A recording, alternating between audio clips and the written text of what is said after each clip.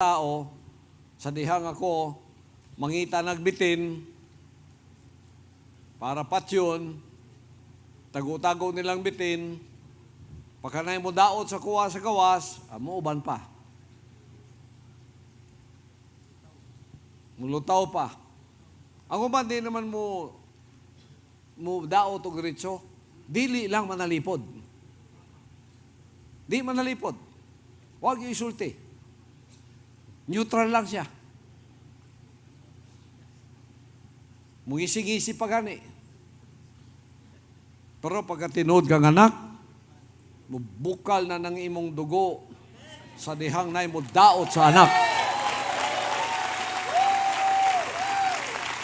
There is righteous indignation from within. Those are the true sons and daughters of the Father Almighty.